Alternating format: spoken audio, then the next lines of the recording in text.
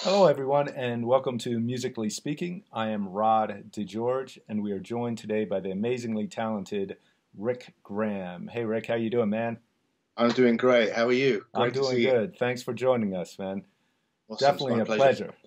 All right, Excellent. cool. So, going back to the beginning for you, you didn't pick up the guitar till like 17, is that correct? That's true. Yeah, I'm a bit of a late bloomer. Yeah, yeah, you'd never guess, man.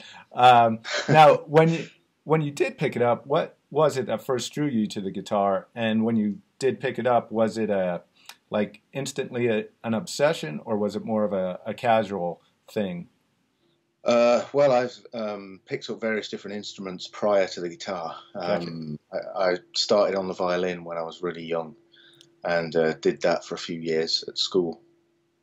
And I really, really enjoyed it. But I think just doing what normal kids do at that age drew my attention more than the violin. But I did really enjoy it. I've always been, musical. So I come from a very musical family.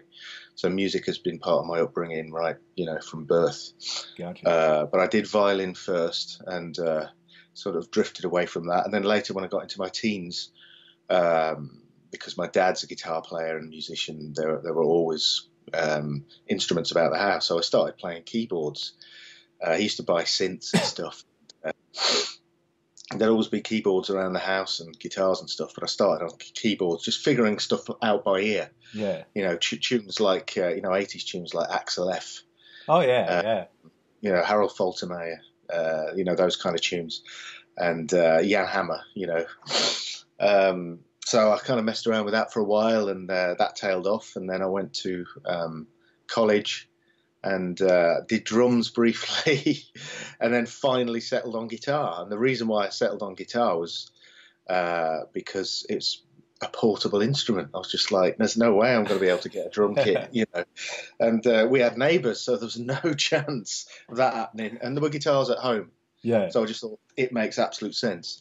But on the flip side of that, as soon as I picked up the guitar, I knew straight away it just felt natural and it was just felt right. You know what I mean? Felt Right. like home. And I was always very eager to get something down, get it nailed. So Yeah.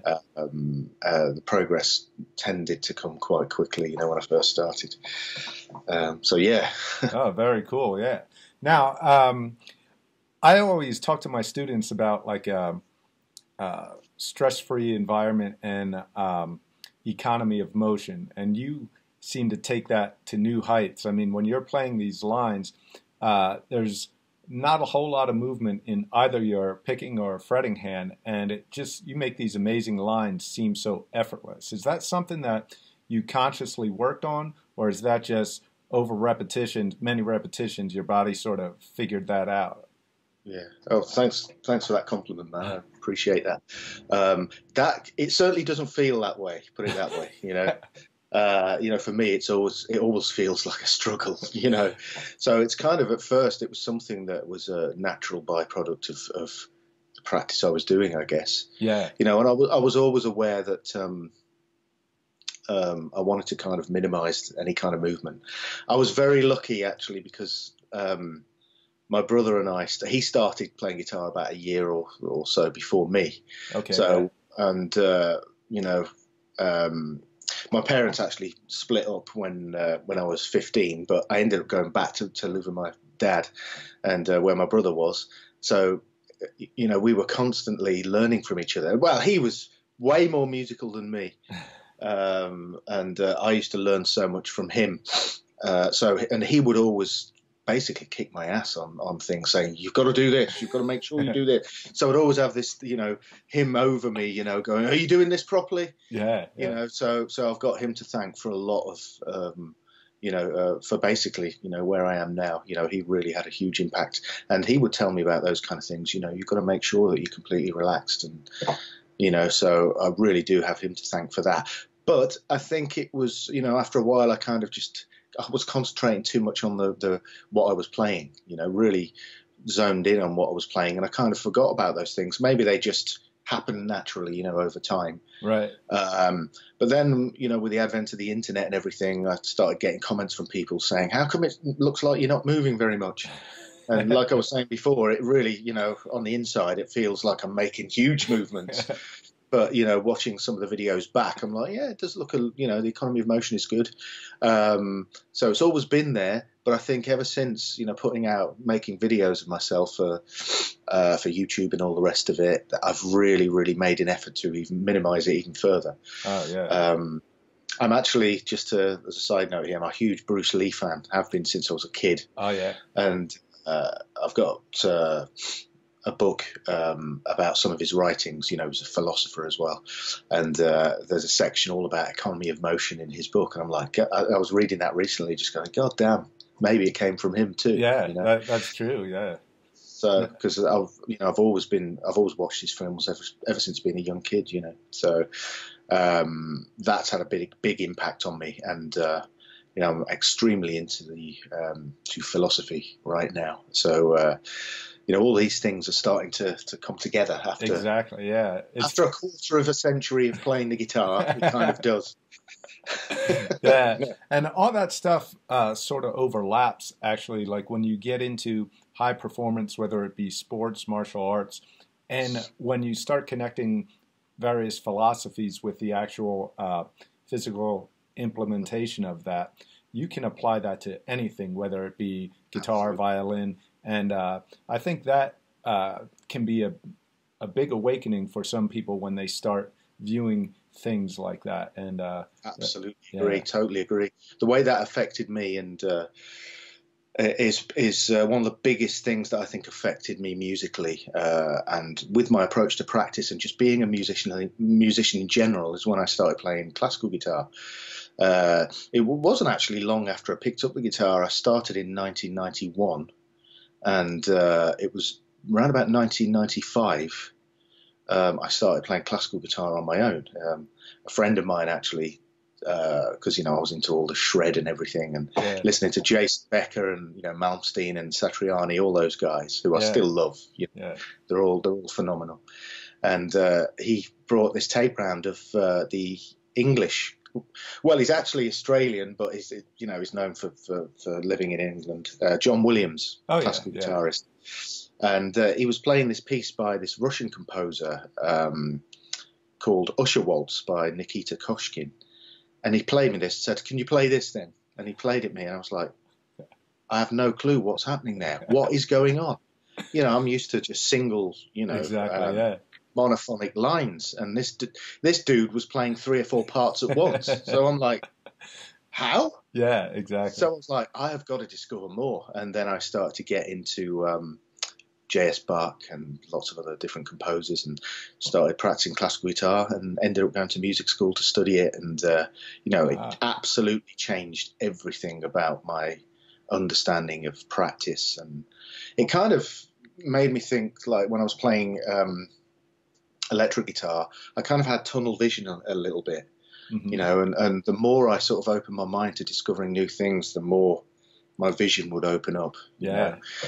And I started thinking of things like posture and breathing, and this is where the tension thing came in. So, because I'm really big on controlling tension when playing, so studying the classical guitar really opened up a huge, wonderful world of musicianship that I knew really nothing about. Yeah, I was actually going to bring that up in regards to the fretting of the left hand. The way your fingers hit the fretboard is very much looks like a classical form right there. And because rock players tend to do this type of thing more so than that. And it's that's go ahead. Yeah. Sorry. I think that's an interesting thing, because I think as both sort of left-hand positions are beneficial. Yeah. So, there are some situations where I will use a slight angle with the left hand, but the majority of the time, because I'm playing, I tend to sort of veer towards more legato playing these days. And that kind of hand position is a lot more natural to me. And I think that you're absolutely right there. It's kind of spilled over from my classical playing into my electric playing. And it just feels like it's a sense of equilibrium that you have when you're in that position. Yeah. You know?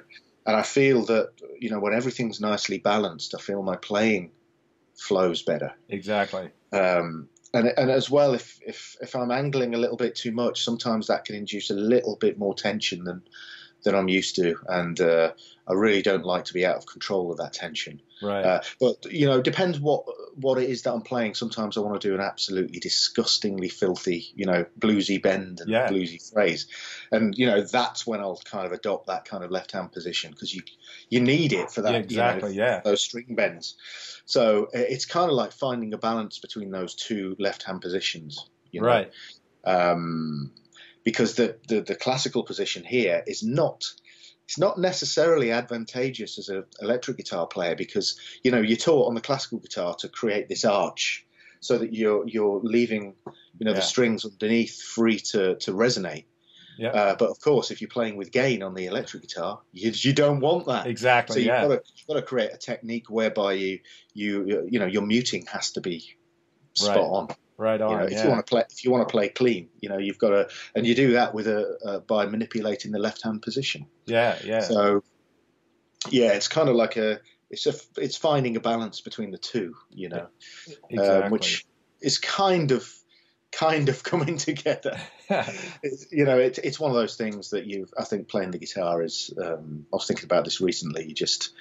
You never get to a place that you want to be. You just keep saying to yourself, "Oh well, never mind, keep on going." Exactly. Hopefully, I'll get there one day. It's a moving goalpost. The closer you think you're getting, it keeps going further. It's the carrot and the donkey. Yeah, carrot and the donkey situation. But exactly. I think the important thing is the enjoyment of playing. You know, and I always, every day that I wake up, that I'm still here on this wonderful planet. That just so lucky to have music in my life and guitar in my life, and it's a magical thing. So I'm really happy, you know. It is, yeah, that's cool. I think as well, as a little side note to that, you know, I try and tell some of my students this, and just people that I meet in general, is that when you commit yourself to being a musician, whether it's guitar or violin, piano, whatever it is, you know, you're in this for life. You know, this is a lifelong commitment. Yeah. And that's a wonderful thing, which means, hey, we can just take our time with it. We don't need to rush. Exactly. We don't need to be amazing now. You know, just that's something that may or may not happen later on. So chill out and enjoy the process. Yeah, that's true. That's my philosophy. Yeah, that's great advice. I can see a lot of people saying, that's easy for you. You're already great. But I mean, I've had people say that. You know, occasionally I'll make a post on Facebook. You know, depending on how I feel during the day, I'm just like, I want to share how I feel with people. So I'll just put, you know, you're in this for life. Just enjoy the process, and then you get all those people saying, easy for you, mate, easy for you.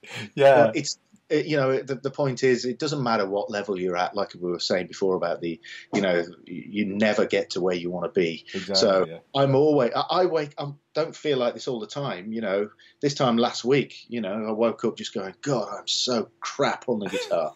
And what I mean is, you know, everybody goes through those phases. Oh yeah, definitely. Jesus, you know, it's not working. And I think what it is that, you know, life is the same. Sometimes we'll wake up and we just feel really, really good. Yeah. There can be various reasons for it. You know, the food that you eat is important. The exercise that you do is important. That can affect your mood. The weather can affect your mood. Oh, definitely. And it's the same thing with playing the guitar. Sometimes you pick it up and you feel good because you feel good mentally and physically. But when you wake up and you don't feel good mentally and physically, that can have a detrimental effect to your perception of how you're playing. That's the key, yeah. It is. So I think it's really important to just give yourself, when you feel bad about your playing, no matter what level you are, you know, when you feel bad about your playing, just sort of just nudge yourself and give yourself a little reminder, hang on a minute. You know, maybe it's for other reasons that I don't feel so good today. Right, you know? yeah. Not necessarily my progress. Yeah. Because there's everything to be excited about with guitar. You may not be where you want to be now, but think of how good you'll be in a year's time. Think how good you'll be in 2 years' time. It's something to be excited about. Yeah, definitely. It's also, I think it's also where you place your attention, because if you're focusing on, like, no matter how long you've been playing and what level you've achieved, there's still stuff that is just beyond your reach at this moment. And Absolutely. if you're focusing on the stuff that is just beyond your reach and not what you've already accomplished, if you're looking at how far you have to go to get to where you want to be as opposed to how far you've come, and then you're placing your attention on that, it's going to be difficult to get excited about it sometimes, you know. Absolutely. That's a really good point. You know, it's really important to embrace that aspect of it. Is that you have to in order to improve, you've got to constantly push yourself, right? To push the boundaries that you find around yourself as a musician. You've got to keep moving, keep pushing them forward, and that involves a lot of discomfort. Yeah. You know, and this discomfort is only temporary. You know, yes, this is something. That's right, you know, and that itself, once you start realizing that, you realize it's okay. You know, I remember saying this to myself years and years ago. I'd not been playing long, and you know, right at that time, I was always impatient. I always wanted to be much, much, much better. Yeah. And you know, I mean, it's the same now. That'll never change. But I remember saying to myself, you know, when is it going to happen? When am I going to be good? Yeah. And then this other voice in my head was going, look, just take your time. It's okay. It'll happen when it happens. Just whatever you do, don't stop. Yeah. Just keep pushing. You know, I sound like a mental patient or something. You've got two voices in my head going off. Oh yeah, I'm sure a lot of us go through that. I know I have. Yeah. Yeah, it's perfectly normal actually. I think most people have that. You know, but yeah, I think it's really, really good to embrace that. So I agree with you totally. You know, you've got to keep pushing, and that involves being able to concentrate on things that you can't do rather than spending all your waking hours doing things you can. Yeah. So that's great advice there.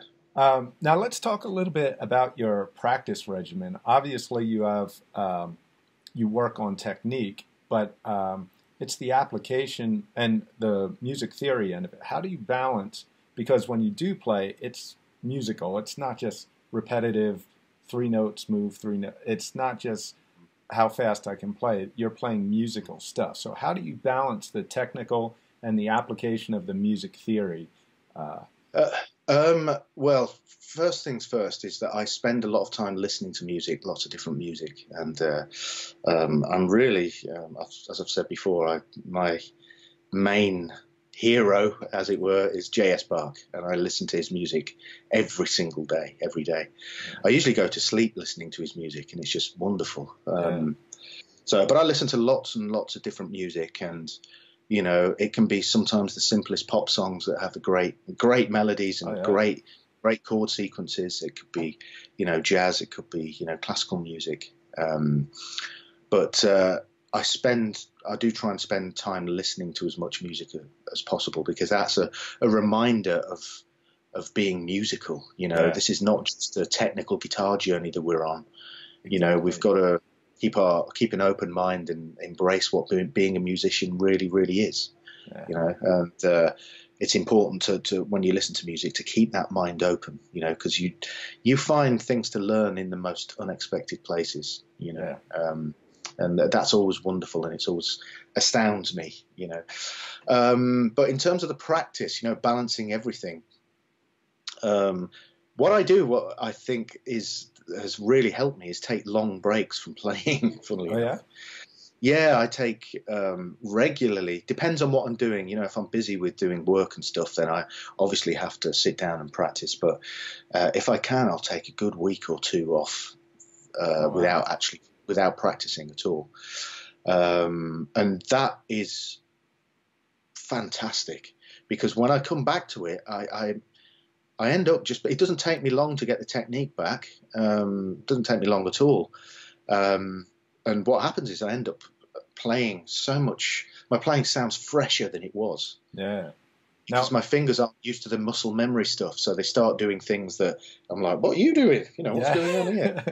And that's really cool. Sorry to interrupt, but during that break, are you continuously listening, like still listening? But I always think about the guitar. Yeah. So sometimes what I do is just sit there and think of melodies and try and think of melodies in my head, Yeah. or ear, so to speak. But what I do is I generally visualize the fretboard when I'm doing this, and I kind of imagine myself playing melodies, and I think about the fretboard, and it's wonderful because for years and years, when I heard people saying, I'd hear melodies in, the stuff that I hear in my head, I was just like, I don't hear anything. Is there something wrong with me? I don't hear it. But for me, I'm always kind of a bit late to the party with this kind of stuff. And as a writer, that stuff has only really come to me recently. And every day now I'm sitting there, hearing stuff. It's incredible. Oh, that's great. Yeah. I think a lot of that is to do with, how my life has gone over the past few years, because I've had some quite tough moments over the past two years, certainly, because I lost my brother 2 years ago, and that was really, really hard to deal with. But that it's kind of given me, it's allowed me to really dig, within myself and find music, so I think that's really helped me, the negative stuff, because it's allowed me to turn it into a positive thing. Yeah. But that's what I tend to do, when I haven't got the guitar in my hand, I'll sit and visualize the fretboard and try and imagine melodies and patterns and stuff like that. And that really, I find, really, really helps me. And I'm always testing myself orally, listening to music, making sure I know what the chords are, how the chords change. And, when I listen to Bach, that's a great thing to do. Because, after a while, because, he wrote and lots of the composers wrote in specific forms. Yeah. Where they're gonna move to in terms of the keys, because it's following a specific form. Exactly. Yeah.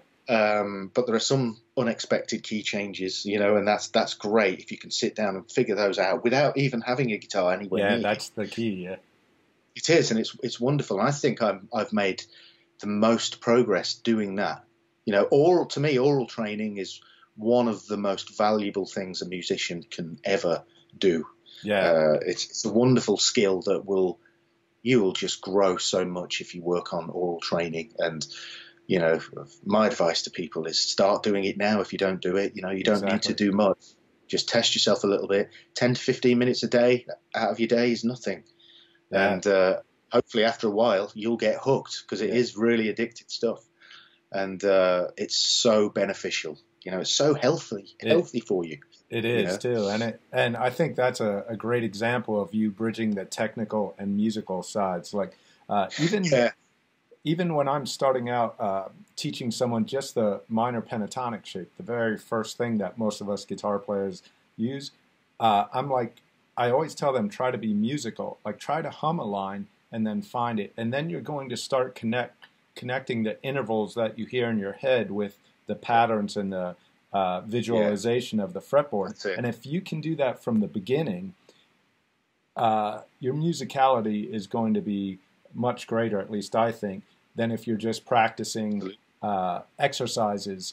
And then you get into what you said, muscle memory, and your fingers take over in a practice pattern as opposed to creating music. Right. Yeah, that's it. The other thing that's really helped me as well is that now when it comes to soloing, I'm thinking harmonically as opposed to melodically. So whatever it is that I play, always, 1,000% of the time has to be related to the chord. That is underneath. To harmonic movement. It has to, because if you don't do that, I mean, there's not really any reason for what you're playing has no reason for being, really. Exactly. So you have to kind of be in tune with what's going on harmonically, and that's what I do now. I tend to sit without any backing tracks. I'm doing less and less of playing along with backing tracks and stuff.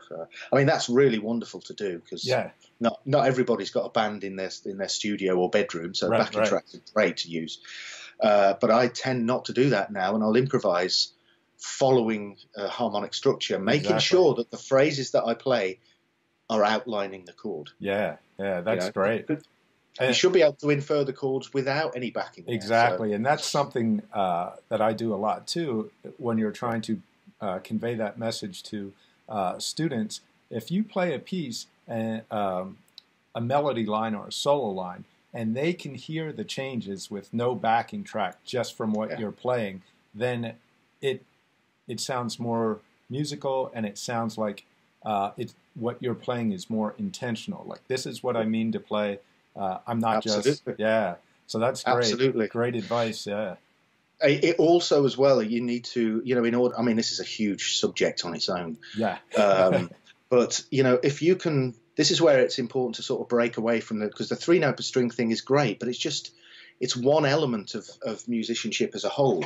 It's a way to learn the fretboard, and a very useful thing, so I would never say stop doing that. But a lot of players who really struggle to improvise are the ones that have been brought up on the 3-note per string approach. Right. Because the 3-note per string is all about,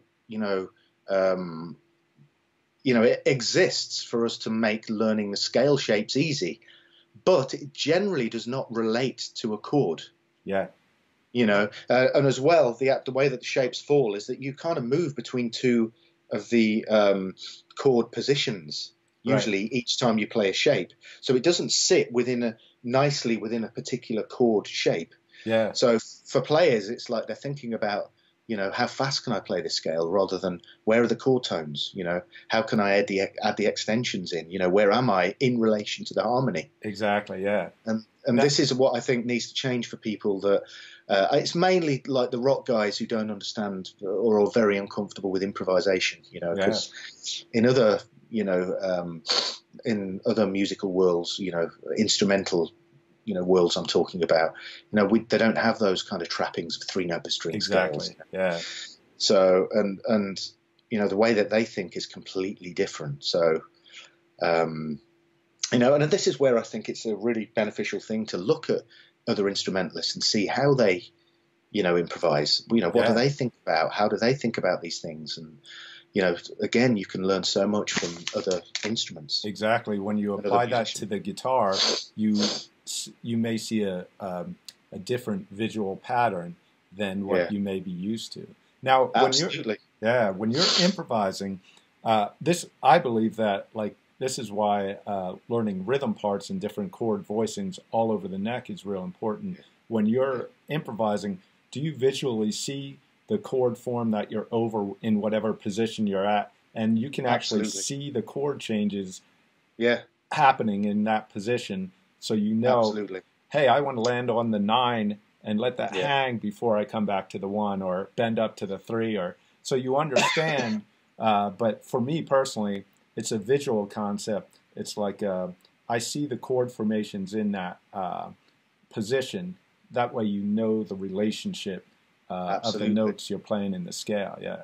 That's it. Being able to visualize those chords as they change, and you don't need to think in terms of a full 6-string chord. Exactly. You can just take a shell voicing, which just contain the 3rd and the 7th, depending on what chord you're playing, and follow those movements through. And what you get is voice leading.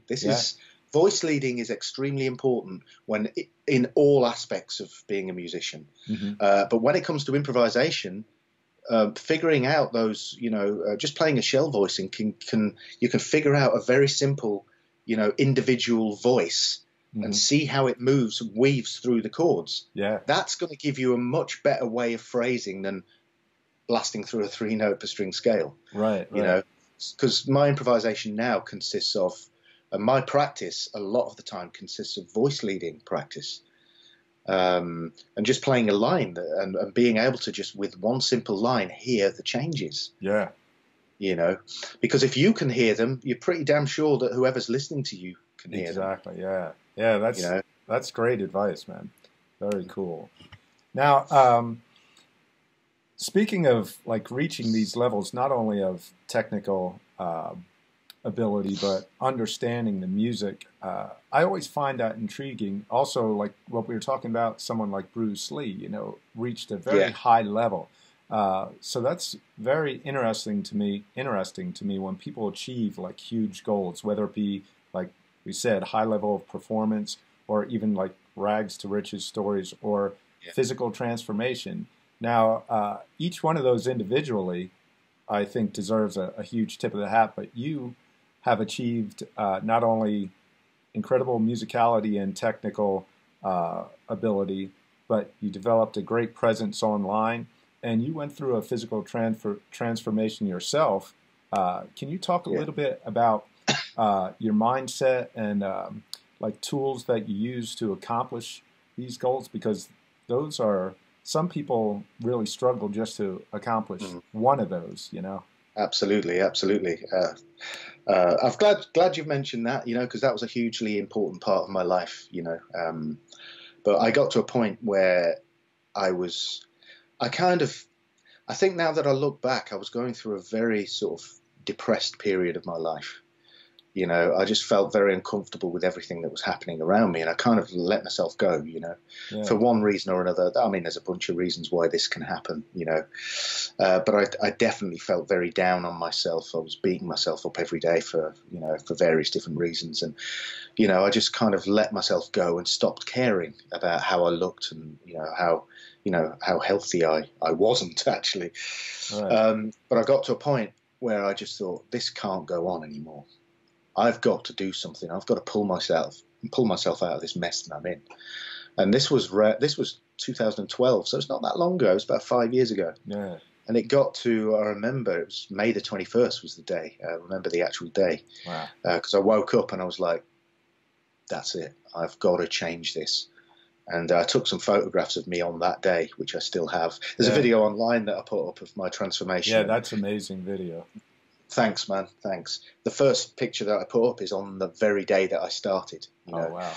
And, you know, at that time I knew, because having the experience of being a guitar player and, you know, working really hard and, you know, being frustrated with not really seeing the results that I wanted to, I knew that it was going to be, again, extremely uncomfortable in the initial first few months. Yeah. You know, because it really is. You feel uncomfortable within your own body because it's, you know, so overweight and so feeling so unhealthy. But I knew I just had to shut my mind off, stop listening to it, and get the job done. Yeah. You know, stop shirking and get working. Simple as that. So that's what I did every single day. And then I started to see, you know, results, the weight start to come off just bit by bit.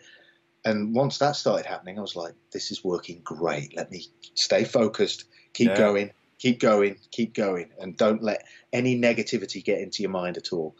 And that's what I did, and it didn't take me long, and, you know, I lost a hell of a lot of weight. Yeah. And it was about from May till sort of end of August time, so it was in a very short period of time, I lost, I can't remember exactly how much it was, but it was a lot of weight. Wow. And then I got to that point and I thought, well, I've got to keep it off. What am I going to do? I know, let's hit the gym. Let's get weight training. So I started lifting and then really got into that. And that changed me, not only physically, but mentally. It gave me such clarity. And it's like a breath of fresh air, you know? Yeah. And, you know, prior to that, I've always had a bit of an issue with alcohol, to be honest with you. It's always been one of those things that I've kind of done to excess. You know, I had long periods of time when I wouldn't drink, but round about that time, I kind of, you know, slipped back into doing it, drinking too much, you know. Yeah. So I completely cut it out, and it was wonderful, so beneficial, you know, in all areas.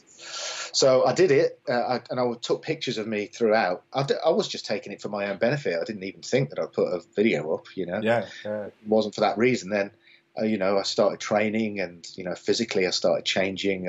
My diet was really working for me.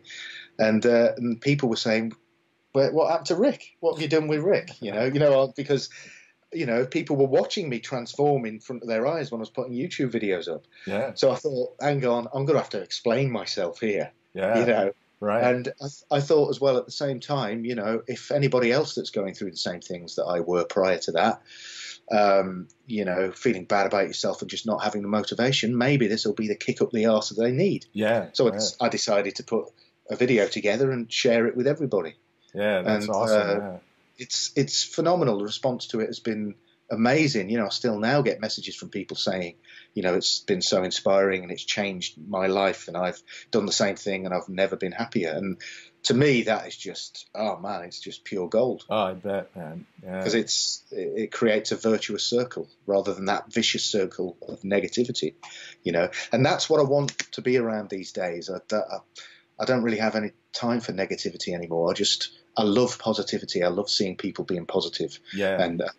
And enjoying life and sharing that with other people. I think it's a wonderful thing. Yeah, definitely. Well, that's awesome, man. Now, once the ball gets rolling in any goal that you're trying to achieve, and you start seeing results, that Yeah. pumps you up, and that makes it a little easier. But in the very beginning, there's a lot of subconscious thoughts and that going on that are telling you why you can't do it. It's going to be difficult, and that derails so many people. Now, you said you are able to shut your mind off. Do you have any advice for people who are finding that very difficult to get past that initial hurdle? You know? Yes, yeah. I mean, we live in an era now where there's so much information on the internet, online, that, and I was watching a lot of YouTube fitness channels, at the time, and getting up every day and seeing their content was inspiring so much. So, I say that a lot of it I shut my mind off, but a lot of it I got help from just online resources, just watching fitness YouTube channels, watching them go lifting and watching what they were doing to eat, and watching when they were having, moments when they were feeling negative and not wanting to go to the gym and stuff. Everybody's going through the same struggle of life. Yeah. Everybody. Nobody's different. Nobody has a perfect life. It just does not happen like that. So when you start to watch these people, sharing their life through, vlogs and all the rest of it, YouTube videos and stuff, you realize that they're struggling too. Yeah. And when you realize that other people are going through a similar thing, that makes you realize I'm not useless. Yeah. I can do this if I set my mind to it. Yeah. So I think it's important to open your mind to those things. Go online and search, for fitness channels, and just watch the content, because it's so inspiring, Right.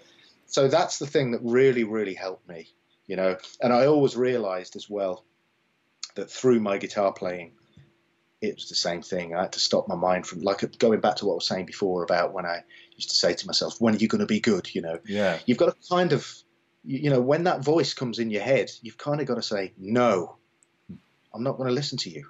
Yeah. I don't need you giving me all this negativity. Just give it a rest. Yeah, definitely. Just stop your voice, stop your head from telling you that you're a failure and that you can't do it. Shut your head off, get on with it. Yeah, that's.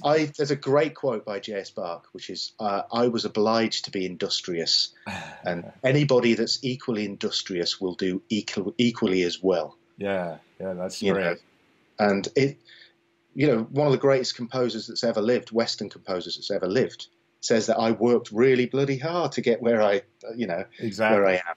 So you've got to, once you accept the fact that it's going to be uncomfortable, you're going to go through a lot of discomfort, but the end result will make it all worthwhile. And this is the slightly different thing when it comes to, physical transformations and being a musician.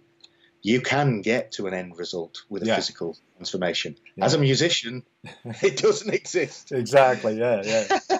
And I'm much more intrigued by the musical side of it than the actual physical transformation side of it, because I love the fact that it's an ongoing process, and you grow constantly. Yeah. It's infinite, and just like the universe, it's never ending. There's music isn't just a physical.